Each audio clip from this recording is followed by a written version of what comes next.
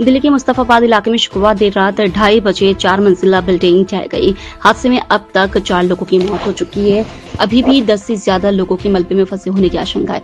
Police के मुताबिक हादसे में 22 से ज्यादा लोग मलबे में दब गए थे। अब तक 14 लोगों को रेस्क्यू कर जीटीबी अस्पताल में भर्ती कराया गया, जहां डॉक्टरों ने 4 को मृत घोषित कर दिया। मौके पर एनडीआरएफ और दिल्ली पुलिस की टीमें रेस्क्यू ऑपरेशन में जुटी है। Divisional fire officer Rajendra Atwal ने बताया कि देर रात करीब 2:50 पर एक मकान ढहने की सूचना मिली थी। मौके पर पहुंचे तो पता चला कि पूरी बिल्डिंग ढह गई है और लोग मलबे में फंसे हुए। पुलिस के साथ मिलकर बचाव अभियान चलाया है। उत्तर प्रदेश के मेरठ में शुक्रवार को आंधी बारिश के कारण अलग अलग जगहों पर 2 मकान ढह गए। एक महिला और उसकी 9 माह की बच्ची की मलबे में दबकर मौत हो गई। करीब 10 लोग घायल हुए। लखनऊ में शनिवार सुबह 3 बजे तूफान आया। इससे सैकड़ों पेड़ और बिजली के पोल गिर गए। इसके चलते रास्ते बंद हो गए। मौसम विभाग ने शनिवार को राजस्थान, मध्य प्रदेश में तेज लू की आशंका जताई है। महाराष्ट्र में भी तेज गर्मी रहेगी। इसके अलावा बिहार, उड़ीसा, पश्चिम बंगाल, झारखंड, नॉर्थ ईस्ट समेत 14 राज्यों में आंधी तूफान की चेतावनी है। बारिश के साथ यहां तेज आंधी और बिजली का भी अलर्ट है। गुरुग्राम के मेदांता अस्पताल में बंगाल की एयर होस्टेस के डिजिटल रेप करने वाले आरोपी को पुलिस ने गिरफ्तार कर लिया है। वह मेदांता अस्पताल में आईसीयू मशीन का टेक्नीशियन था। उसने इस हरकत से 2 दिन पहले पॉर्न मूवी देखी थी। आरोपी ने कई बार एयर होस्टेस के प्राइवेट पार्ट से छेड़छाड़ की। वारदात के दौरान वहां मौजूद स्टाफ को किसी न किसी बहाने काम में उलझा कर रखा ताकि कोई उसे देख न सके। एयर होस्टेस की शिकायत पर केस दर्ज होने के बावजूद वह बेखौफ होकर गुरुग्राम में ही घूम रहा था। कर्नाटक के बिदादी में अज्ञात हमलावरों ने दिवंगत अंडरवर्ल्ड डॉन एन मुथप्पा राय के बेटे रिकी राय पर फायरिंग कर दी। घटना शुक्रवार देर रात 1 से 1:30 बजे के बीच की है, जब रिकी अपने कार से बेंगलुरु जा रहे थे।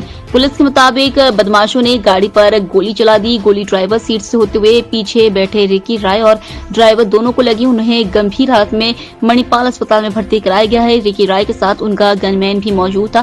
फिलहाल पुलिस ने मामला दर्ज कर जांच शुरू कर दी और आरोपियों की तलाश जारी है। पुलिस सभी एंगल से मामले की जांच कर रही है। प्रयागराज महाकुंभ में टेंट सिटी बसाने वाले लल्लू जी की गोदाम में भीषण आग लग गई है। गोदाम में 5 लाख बांस बल्लियां, टेंट के पर्दे, रजाइयां और गद्दे रखे हुए थे। इसके चलते आग ने कुछ ही मिनटों में विकराल रूप ले लिया। गोदाम में रखे गए सिलेंडर फटने लगे।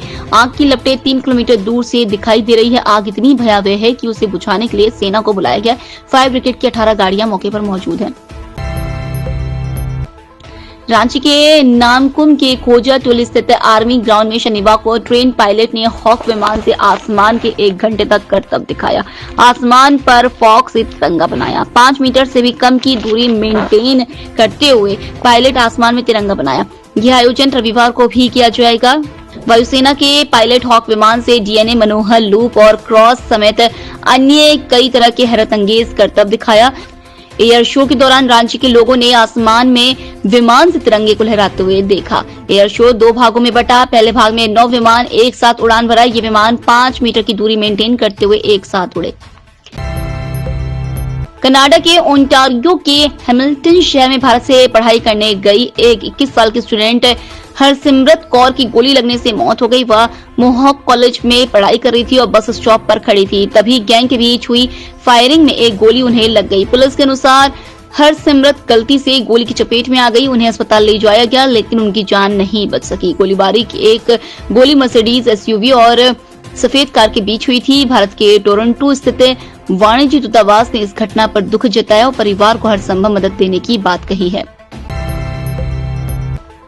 अमेरिका जल्दी खुद को रूस यूक्रेन पीस डील से बाहर कर सकता है। अमेरिकी राष्ट्रपति डोनाल्ड ट्रंप ने रूस यूक्रेन पीस डील से हटने की धमकी दी है। उन्होंने कहा है कि अगर रूस या यूक्रेन में से कोई एक भी डील के लिए तैयार नहीं होता है तो यह एक बेवकूफी भरा कदम होगा और हम पीस डील से बाहर आ जाएंगे। इससे पहले अमेरिकी विदेश मंत्री मार्को रूबियो ने कहा था कि आने वाले दिनों में अगर रूस और यूक्रेन जंग को खत्म करने के लिए कोई ठोस कदम नहीं उठाते हैं तो अमेरिका शांति के प्रयास छोड़ देगा।